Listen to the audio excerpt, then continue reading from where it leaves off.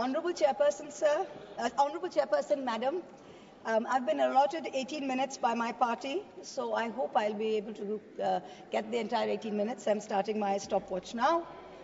I rise today on behalf of the All India Trinamool Congress to dissect and oppose the Finance Bill 2526. Albert Einstein famously said that the hardest thing in the world is to understand income tax. Similarly, we find it very hard to understand why this government's taxation policy continues to widen the stark divide between the two Indias. A Kuber's India for the elite and the privileged, and another, Vishwakarma's India, for the masses who are bearing the brunt of this government's economic mismanagement. We have just finished the spectacle of the Mahakumbh, with faith drawing millions to the holy Sangam at Prayag. The government is patting itself on its back for organizing the grandest spectacle that humankind has ever seen.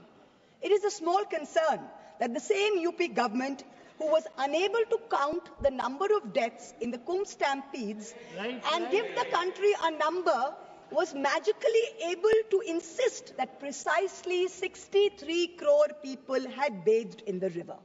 Now 63 crores is the entire adult population of India, which statistically implies that every single one of us sitting here has bathed in the Kumbh.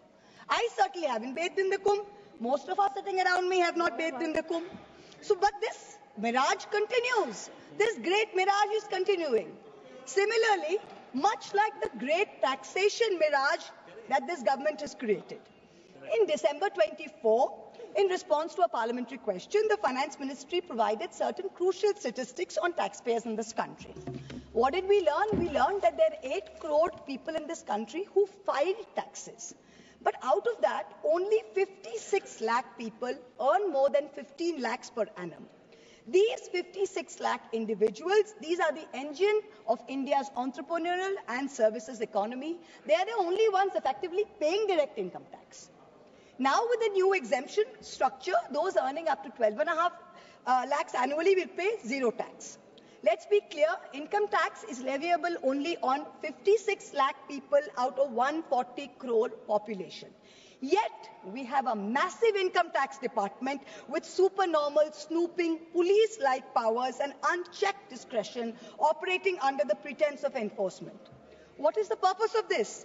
The 56 lakh people at least have a graded tax system, but for the rest of India, Vishwakarma's India, there is no relief. For the 139 crore people in Vishwakarma's India, GST is the great equalizer, but in the most regressive way possible. In financial year 23-24, the Government of India collected 20 lakh crores in GST, which comes to about 15,000 rupees per person. So a billionaire and a daily wage earner both pay GST on food, on transport and essential commodities. The government has done nothing to alleviate this burden. There is no discussion on reducing indirect taxes on essential commodities, no roadmap to ensure fairer wealth distribution. All social sector spending has actually seen contractions. Let me give you a few examples. The finance bill mentions an health and education cess of 4% on income tax. No problem. Everyone's happy to pay this if it goes in the right way. You're taking our money, fine.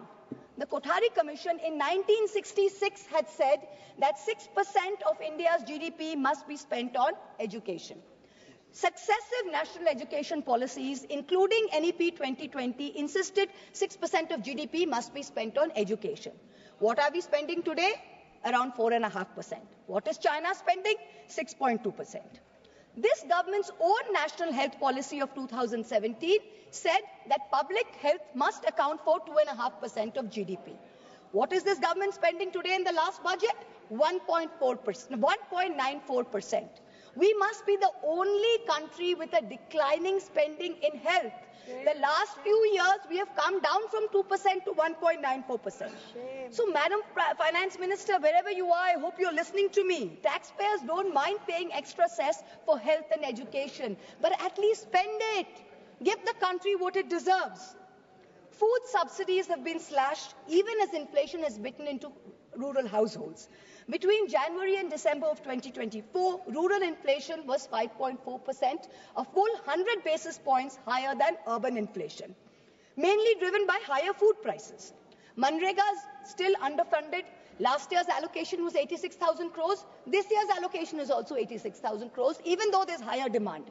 If you pay West Bengal its 7,000 crores, which it is due, then you are even decrease the outlay even more. This time you guillotined the food and public distribution demand for grants. There was no discussion. Yet there are certain points that everyone needs to know. This country has a National Food Security Act in 2013, which mandates that 75% of urban households and 50% of urban households must have coverage. 75% of rural and urban must have coverage. Today, 81 crore people are getting 5 kg of free rations per month by this government. This is dependent on the 2011 census. Now, the government on affidavit told the Supreme Court that we haven't had a census since 2011. We don't even know when the next census is going to be. So the government says, well, how are you going to revise the numbers? There are many poor people who are not getting rations. The new number is an extra 13 crore must be given rations. Government says, we don't know. We don't have a census. So Supreme Court says, what do you have? We have an unorganized migrant portal, the e-Shram portal. According to the e-Shram portal, 8 crore new people must be given rations. The government is steadfastly refusing to give this 8 crore people rations. Please note, these people are paying GST. They are paying GST. You're raising 20 lakh crores based on these people, yet you're not giving them 8 crores people rations per month according to the Food Security Act. Now, this kind of iniquity, I'm not comfortable with it. We certainly don't want this on our conscience. Certainly not. Now what we're talking about is that when you go to you keep saying democracy, democracy, democracy. The Honorable Prime Minister is talking to podcasts all over the world talking about freedom to criticize and democracy and democratic processes. We welcome it. But for a democracy to function, it is vital that its electoral processes be above board and above question. The legislative department in the law ministry is the nodal department which controls all spending for elections, for polls, for appointment for the poll members. The Honorable Finance Minister this year allocated 300 crores for voter ID cards, allocated 600 crores for election expenses, allocated 19 crores for EVM machines. But here we have an election commission that is refusing to give 100% VVPAT paper trails. It is refusing to make 17C forms public. It is refusing to give us new additions and deletions to the voter list. It is refusing to explain how duplicate epic cards are being issued in Murshidabad and in Gujarat. So spend taxpayers' money, but use it in the right way. We need some answers. Now let us examine the myth and the reality of this government's growth story. The Honorable Finance Minister claimed that India will grow at 6.5% next year. This forecast, by the way, is down from 9.2% predicted in 23-24. Just before he became RBI governor, former Revenue Secretary Sanjay Malhotra in December warned government tax officials that they should not kill the proverbial golden goose with their demands. Net foreign inflows fell to 1.2 billion between April and December, down from 7.8 billion. Private investment is weak. Manufacturing is stagnating at 17% of GDP. Rural unemployment is 9%. Fiscal deficit has come down to 4.4%. Agreed. But that's not happened because of revenue growth. That's happened because you've cut essential spending to the poor. This is economic mismanagement, not fiscal prudence. The government's obsession with corporate incentives has only favored big businessmen, where small businesses and laborers have got hurt. You slashed corporate income tax in 2019 from 30% to 22%. Has private investment picked up? No. So who have these tax cuts benefited? Let me look at just one example. Let's not forget that all tax rules are written for Vishwakarma's India, not for Kuber's India, not for favorite businessmen. When it comes to crony capitalists, there are special rules. Please listen. In 2016, there was a rule that there can be no SEZ which has only a power plant. No power plant, only SEZ. But for a very special friend, Mr. A, this was done in Godda, Jharkhand. Mr. A received not only billions in benefits during the capex phase, but receives an ongoing benefit on no import duty for importing coal, no coal cess, no domestic supply obligation. Savings of clean energy cess were 320 crores per annum. Custom tax and GST benefits were another 2,000 crores. Now that things with Bangladesh have soured, the government has said you can sell power domestically. But have you recovered the back interest and the taxes which were meant for the SEZs? Plant was built by a Chinese contractor with Chinese equipment, customs duty free, GST free, tax free, not using Jharkhand coal, not giving Jharkhand power, not paying clean energy cess, and currently employing less than 1,000 people. For some people, rules, laws, acts mean nothing. गरीब लहरों पे पैरे बिठाए जाते हो, समंदरों की तलाशी कोई नहीं लेता. Stock market investors, corporates, small business owners have all become victims of the worst kind of tax terrorism.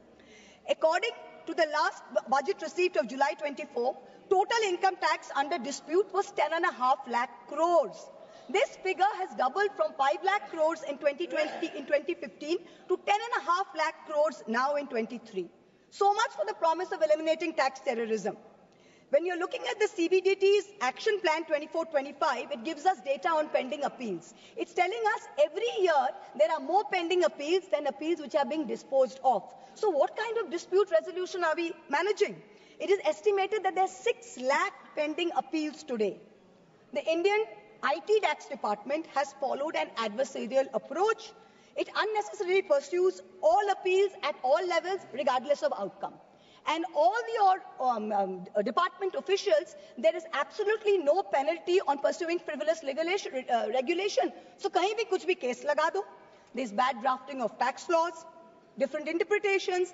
High courts are providing divergent opinions. There's confusion. The judiciary simply cannot handle this mountain of pending appeals. More than 17.5 lakh Indians have acquired foreign citizenship of another country in the past decade. An estimated $21,300 millionaires left India in the past 3 years alone.